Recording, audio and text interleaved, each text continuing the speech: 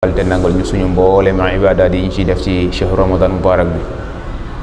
tey nag ñu dikkaat ak yéen rek ci niñ ko baaxoo defee muy tafsir yi nga xam ne dañ koy amal fii ci jumaa ji ñi ci ànd ak suñu mbokk suñu xarit professeur Abdourahmane Sylla muy ànd ak ñun ci ay tafsir yu am solo depuis weeru koor commencé ba léegi kon incha allahu rabbi si loolu rek la ñuy woyale su ko defee daal di ànd ak moom mu ànd ak ñoom si tafsiru Qur'an bu am solo kon xam naa dañuy bañ a guddal rek su ko defee incha allahu rabbi ñu njëkkante ak waxtu bi ñu daal di koy woo mu daal di jàll si incha allah dañuy wax ñu Abdourahmane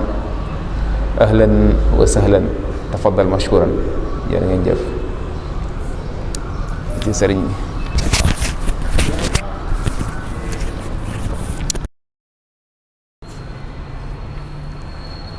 بسم الله الرحمن الرحيم سبحانك لا علم لنا إلا ما علمتنا إنك أنت العليم الحكيم اللهم أخرجنا من ظلمات الجهل والوهم إلى أنوار المعرفة والعلم ومن وحول الشهوات إلى جنات القربات السلام عليكم ورحمة الله ñooy woon ci tafsirul Fatiha ñëwoon nañ ba yegg ci arrahmaani rahim tey ñu war koo yeggale war a commencé maliki yawmi diin bu ñu xoolee ci riwaayatu Hafs dañuy jàng maliki mais bu ñu demee ci riwaayatu Warsh dañu fay fekk maliki ak maliki nag am na différence waaye lan moo tax ñuy fekk fee maliki fekk fee maliki suñ jógee ci taaddudul xiraat mooy jàng ni mu baree mais lan moo nekk ci ginnaaw jàngin yu bari yooyu que boo xoolee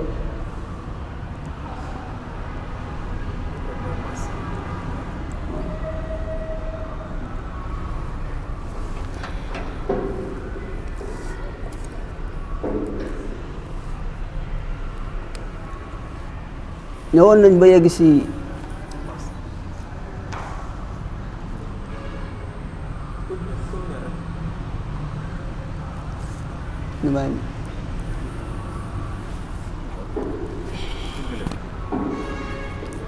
non mën nañ ko def nii sax live bi dem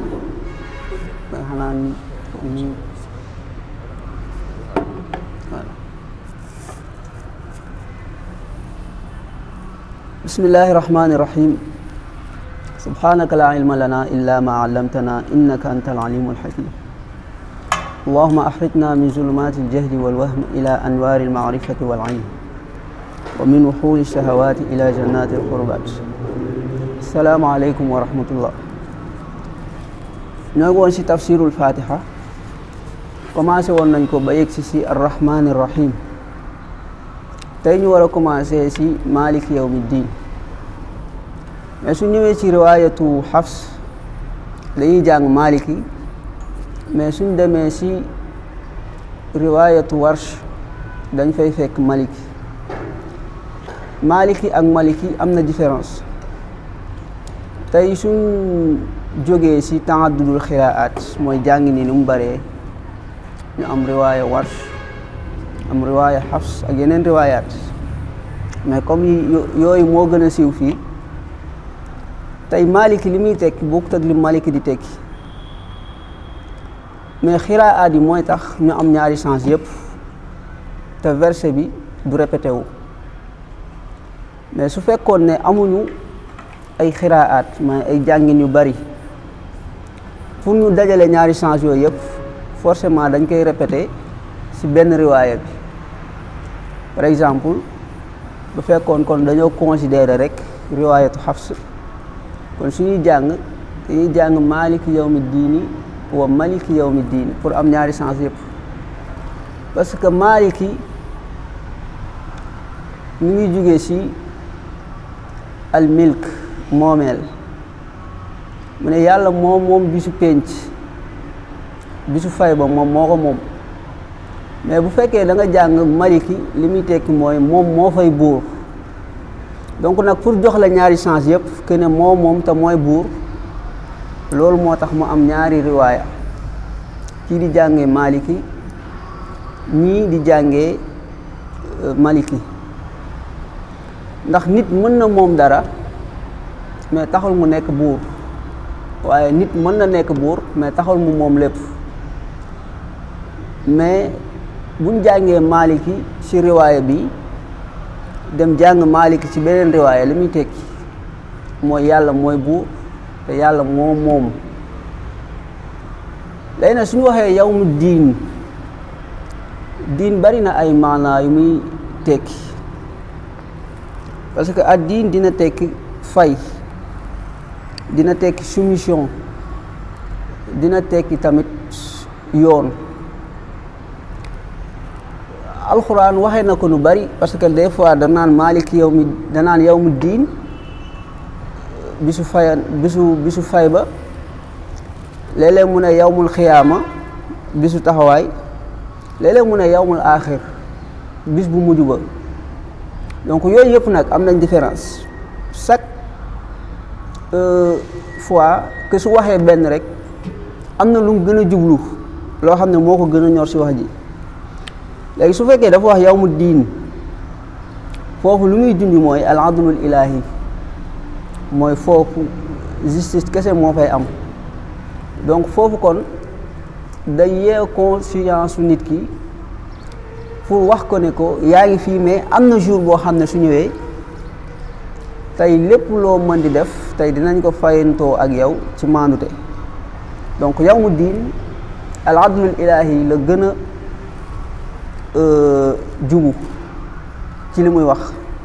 mais su ko tuddee yawmul xiyaama mooy bisu taxawaay ba boobu lu muy junj mooy al mashahid mooy yi nga xam ne day am yawmal xiyaam mu mel ni al ard ñu ñëpp di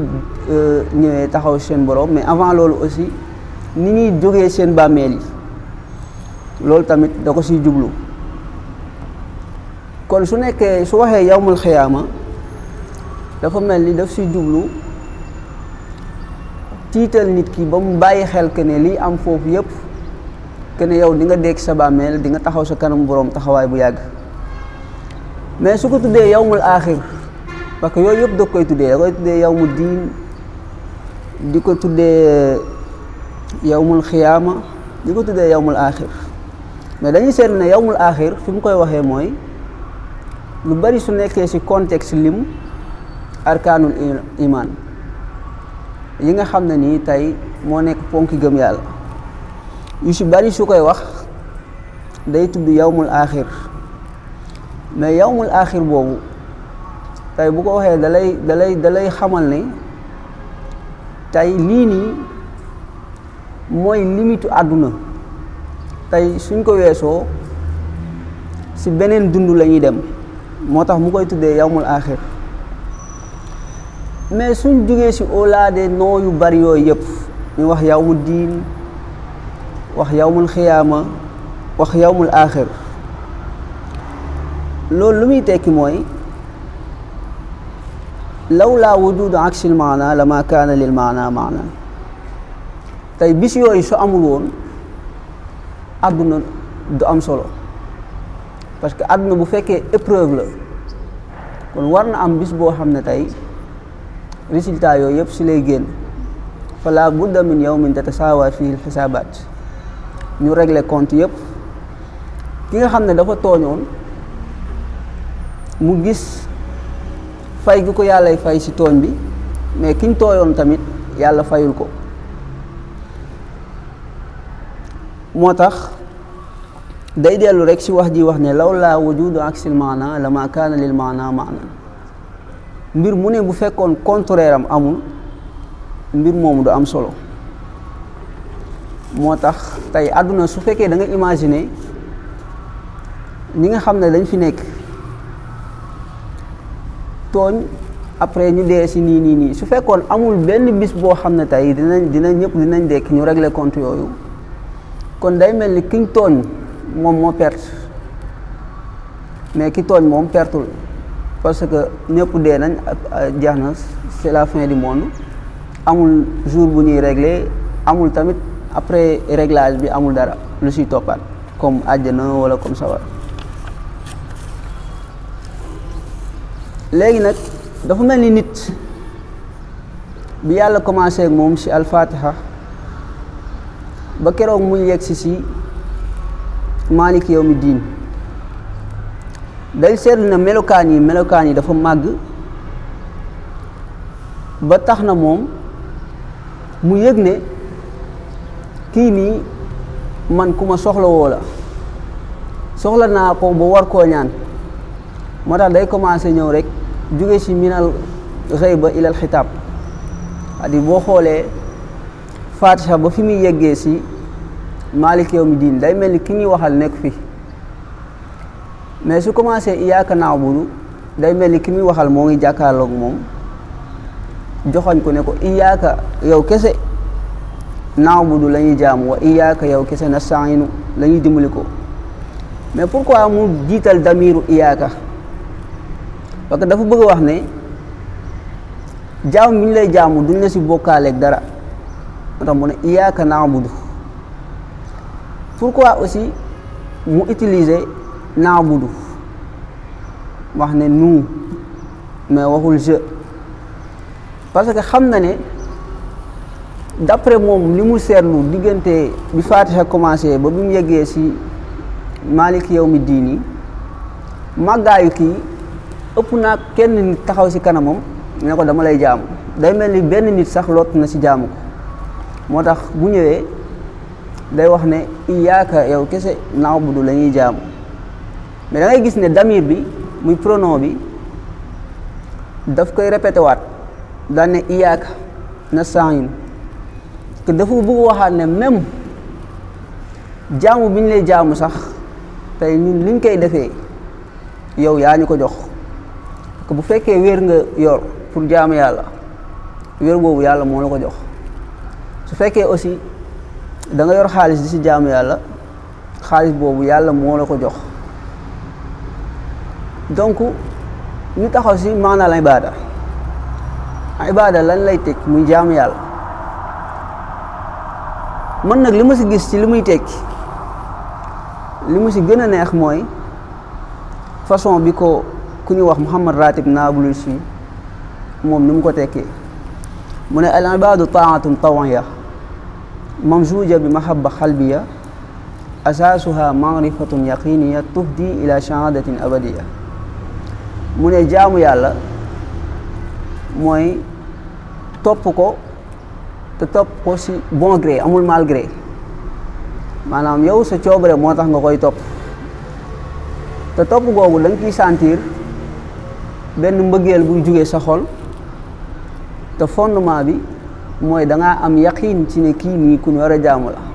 te jaamu yàlla googu daf lay yóbbee ci shahada abadiya mooy yàlla li nga koy jaamoo mën nañ ko natt mën nañ ne jaamu nga ko année bii ba année bii mais yàlla su lay fay da lay fayee lu éternel tey mënoon na natt lu toll ne li nga ko jaam mu fayee la ko mais yow li nga ko jaamu lépp jaamu woo ko pour toujours am nga foo commencé am nga foo yam mais moom li mu lay fayee amul fu mu yam léegi nag ibaada suñ ko waxee am na lu mu représenté li muy représenté mooy ak taklif mooy yàlla teg la dara nga war koo def mais baatu nasta'iinu am na lu mu représenté aussi mooy mu xaw maatu taklif que yàlla bu la santee dara c'est-à-dire bu la fekkee daf lay yan il faut mu jox la téeñ léegi taklif nag yan la mooy na'budu nasta'iinu téeñ la mooy mu xaw maatu taklif moo tax boo xoolee verset bi wax ne laqad aradna wa laqad aradna al amanata ala alsamawati wal ard wal jibal fa abayna an yaxmilnaha wa ashfaqna minha wa xamalaha al insan innaha kaana zaluman jahula. parce que verset boobu bu fekkee grand njëkk yi ñoom dañ koy tekkee rek al amaanatu kóolute, gaaral nañ kóolute ci asamaan ak suuf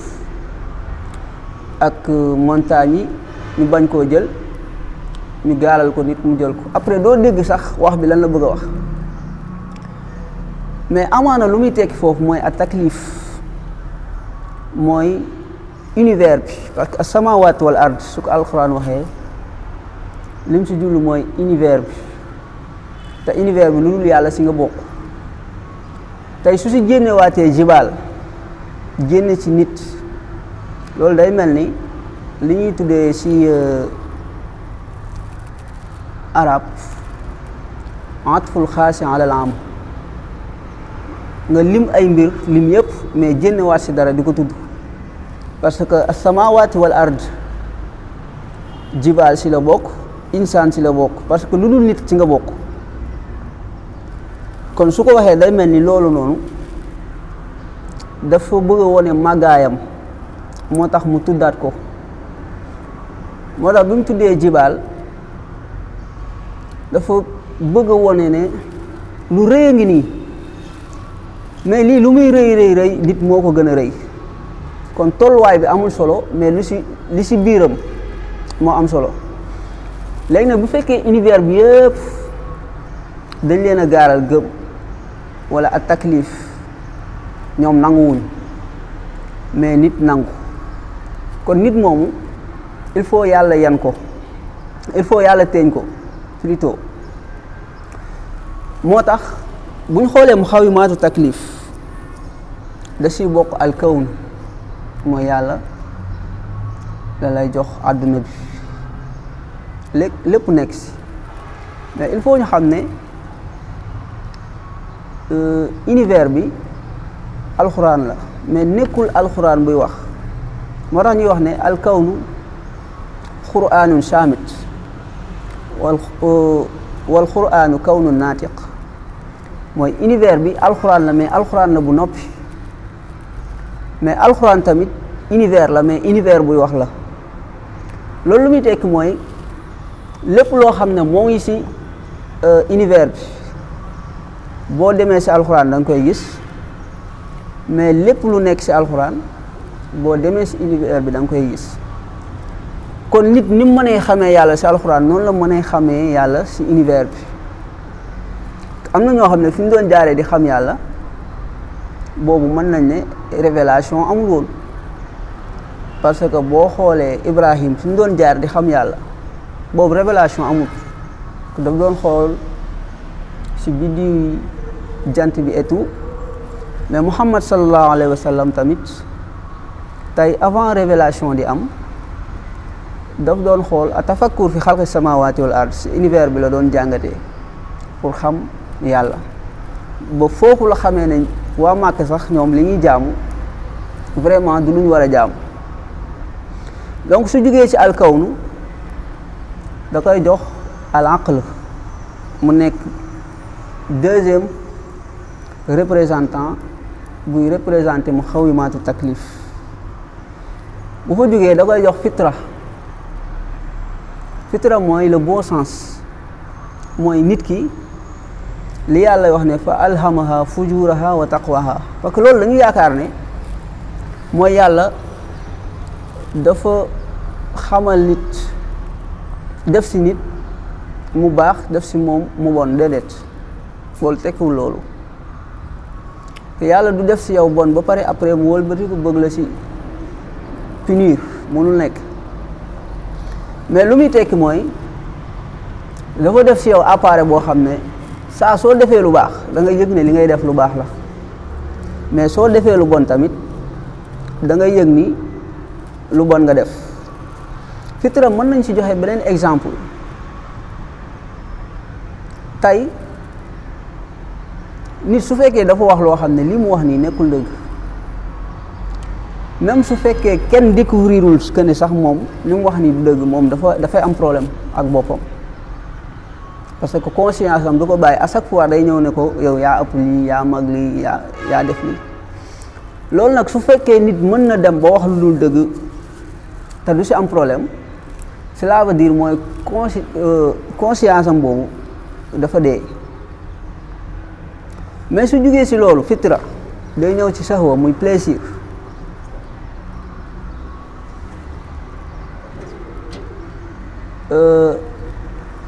nit suñ jugee si loolu yàlla daf koy jox plaisir boobu ñu bari dañu jàpp ne plaisir baaxul si nit alors que plaisir comme moteur la. tey lu dox rek loolu moo koy doxal moo tax ñuy wax ne as-sahwatu daraja donc mën nañ ci yéegee mais mën nañ ci wàccee par exemple nit dafa bëgg alal mais su fekkoon nit bëggul alal tey nit suy yëkkati alalam di ko def si yoonu yàlla du ko si bindal tiyaaba mais da koy def nit bëgg alal ba pare léegi nag mu xool ba xam est-ce que bëgg boobu daf koy yóbbu ci mu nay lu mu war a joxe du ko joxe yàlla du ko bindal bàkkaar wala bëgg boobu noonu day jaayanteeg bëgg boobu mu bëgg alal di joxe si yoonu yàlla di ko bindal tiyaaba. moo tax shahwa ahad muxawimaati taklif benn la si nga xam ne nii yàlla daf koy jox nit comme lu mu koy téeñee pour moom mu mën a gàddu responsabilité bu yàlla teg si kawam. beneen bi ci topp mooy acharan mooy yàlla bu waxee ne da ngay def lii tey dina wàcce ay textes yoo xam ne ci lay yoonal que ne lii laay bëgg lii laay bañ mais bu ñu xoolee sixième bi mooy xurriyatul ixtiyaar mooy nit ki am liberté choix mën tànn lu ko neex kum neex nga gëm kum neex aussi nga weddi kenn du la forcer pour dara. beneen bi ci des ci muxawimaatu taklif nga xam ne ñoo représenté nastainu naabudu représenté a taklif mooy temps mooy yàlla day joxe temps bi nga juddoo ak fi ngay génne àdduna loolu mooy temps bi mu lay jox kon yii yëpp mooy muxawimaatu taklif muy alkawn al aql al fitra al shahwa al charan xurriyatul ixtiyaar ak al zaman moo tax yii nit rek ci nit rek nga koy gis parce que nit mooy nangu jël responsabilité boobu mooy que yàlla gaaral univers bi yëpp ne leen dama leen di sant ñëpp bañ mais bi nit nangoo si la nit amee xel si la amee fitra si la amee shahwa si la amee charan si la amee xurriyatul ixtiyaar si la amee zaman mais suñ jógee si iyyaka na'budu wa iyyaka nasta'in dañuy ñëw si ihdina siraatal mustaqim alhidaaya nag bokkut ak irshad parce que irshad mooy mën nga romb nit nga ne ko man dama bëgg a dem bërëb teel mooy la bërëb teel da ngay def nii def nii def nii après nga dem fa wala da ngay dugg oto bi moo la fay yóbbu bu fekkee hidaaya nag lu muy tekki mooy nit bi day jàpp sa loxo ànd ak yow ba fi nga jëm mu teg la foofu moo tax nit ki li muy ñaan mooy ihdina siraatal mustaqim yàlla gindi ñu yoon bi gën a jub mais bu ñu seetloo leen bu ñu xoolee ne alxatul mustaqim dañuy wax ne alxatul mustaqim wa aqrabu mashafatin bayna nuqtatayn, entre point A ak point B ligne droite moo gën a gaaw, parce que li ñu naan ayu inxiraaf yazidu fil masafa. tey suñ jógee ci point A bëgg a dem ci point B, suñ ko tracé ak ligne droite dañuy gis ne ligne droite boobu mooy gën a gàtt suñ jógee woon ci point A dem ci point B, mais duñ ko def ligne droite, dañ koy defal ay jàdd-jàdd. dañuy gis ne saa boo jàddee yaa ngi yokk distance bi.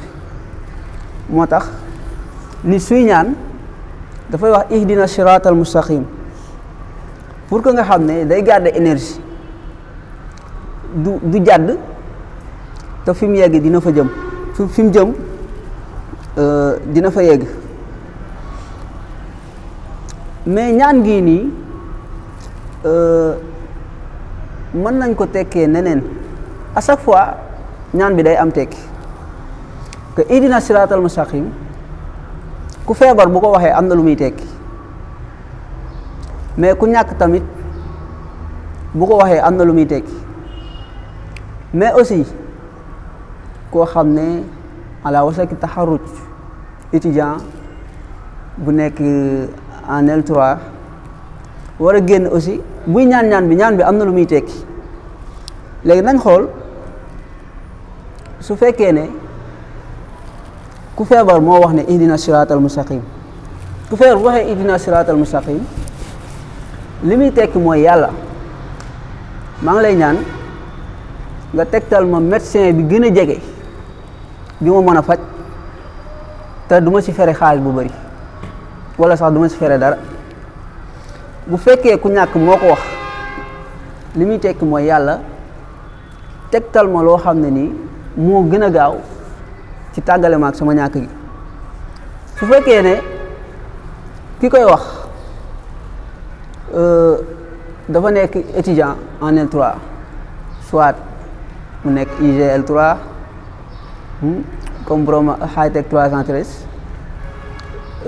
ay Cheikh Mar ak ñooñu noonu, wala boog mu nekk LML3 comme borom Nourou TV monsieur Cheikh, wala aussi mu nekk ADL3 comme ay monsieur Alilo ak ñooñu noonu. loolu lu muy tekki mooy yàlla maa ngi lay ñaan nga tegtal ma yoon bu gën a gàtt pour ma am stage, yoon bu gën a gàtt pour ñu recruter ma, yoon bu gën a gàtt pour ma liggéey. kon dafa mel ni lii moo nekk secret wu ñaan bii ñëw nekk ci biir Fatiha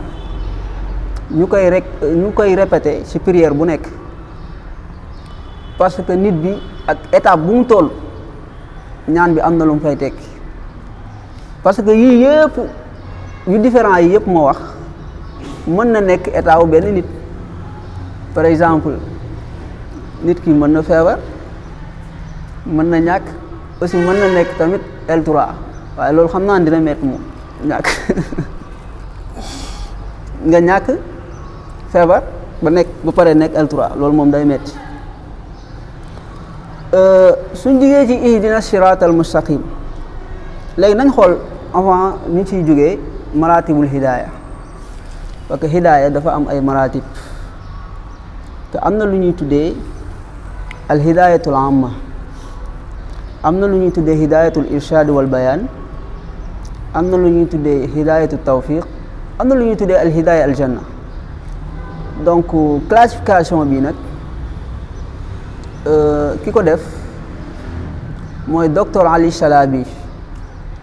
ci téere bu muy tuddee silsilatu arkaanil iman. peut-être mën nañ am ñu def beneen classification, mais moom hidaaya dafa classifié ci 4 classes: hidaaya amma,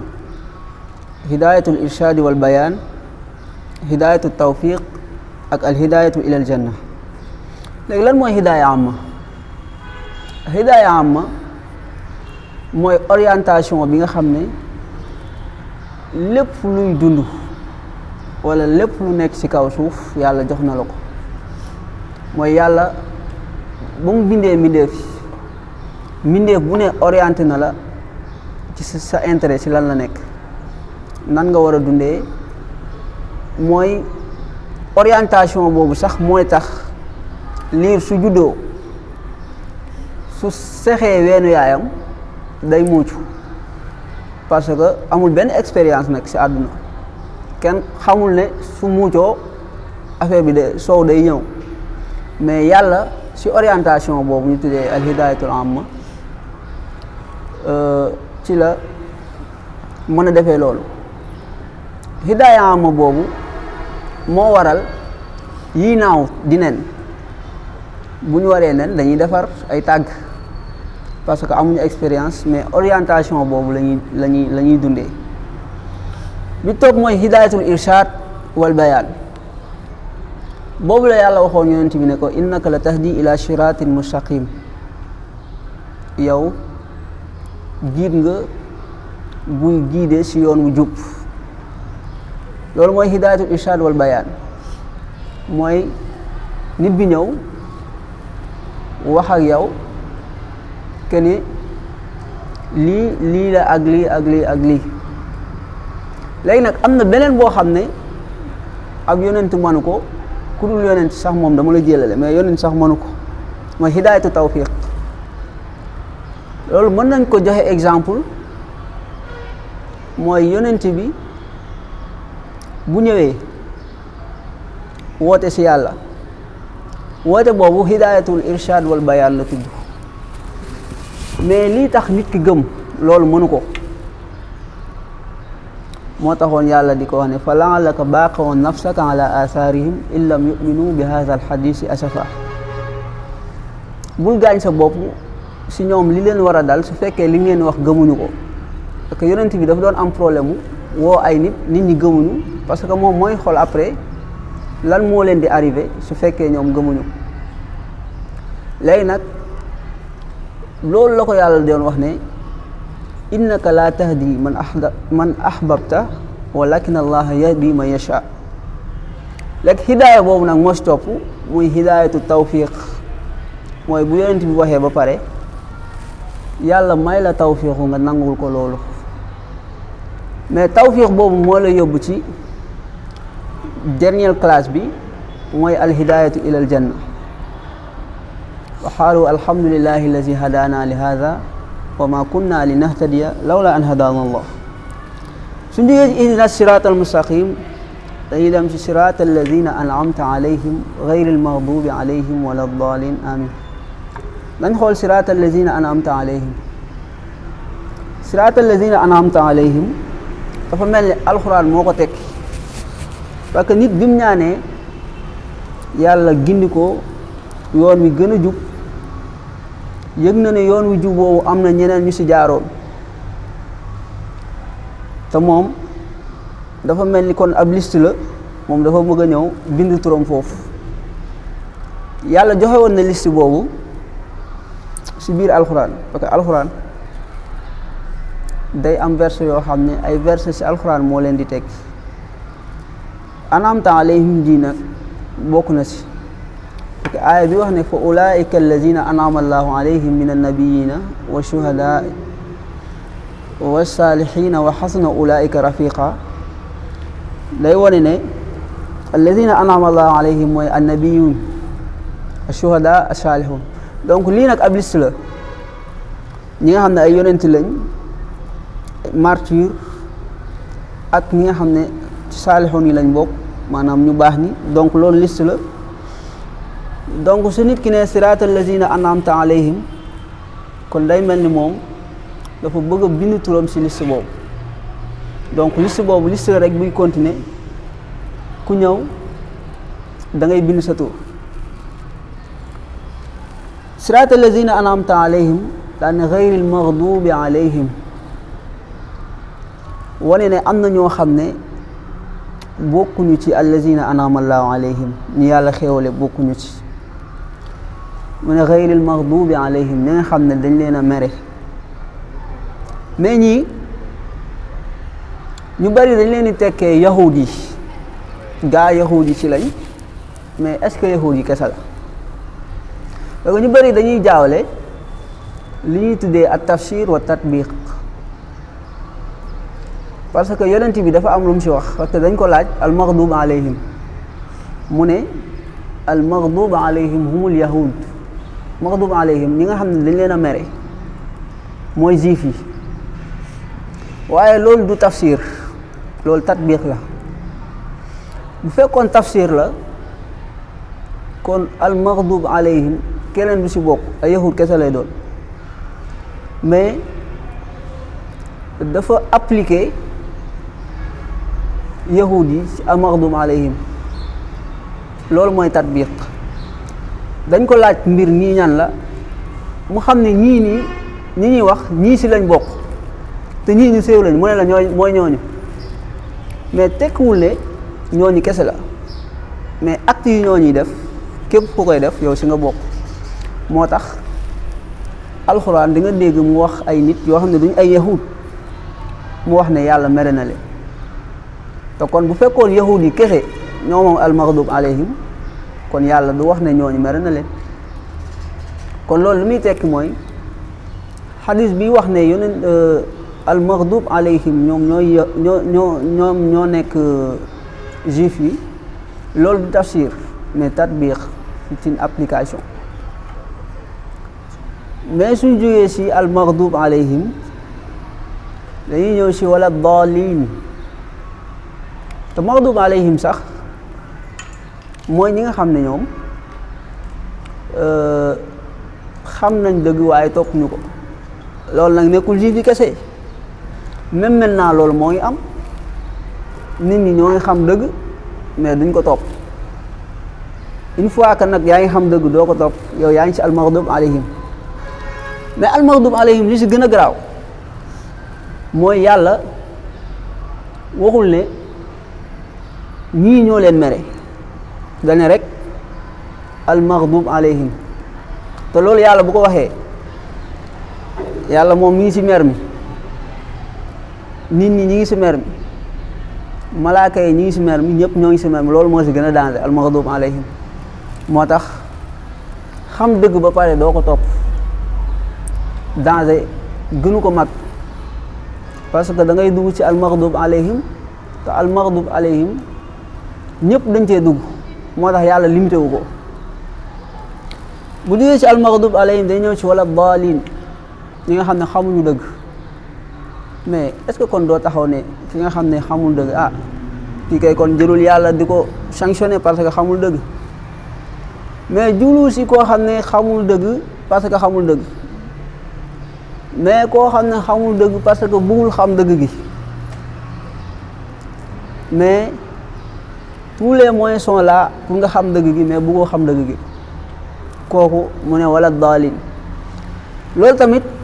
yonent bi def na ci tatbiq ni application pas tafsir que bañ ko laajee ad daalin daf ne mooy an nashara les chrétiens loolu yëpp nag mën na dal koo xam ne du juif te bokkul ci masihiyun yi ñuy tuddee les chrétiens kon nit saa bu xamee dëgg topp ko mi ngi ci al maghdub alayhim mais nit su fekkee ne tous les moyens sont là pour nga xam dëgg gi mais yaa ko bëggul xam parce que arrangé wu la yaa ngi ci ad-daalin saar bi nag fi muy jeexee mooy amin amin boobu ñëpp dëppoo nañ ne bokkul ci alxuraan waaye li muy tekk mooy allahumma stajib mooy yàlla nga nangu ñaan donc kon saar bi jeex na ñun tamit dañuy taxaw fii wax ne yàlla nga nangu ñaan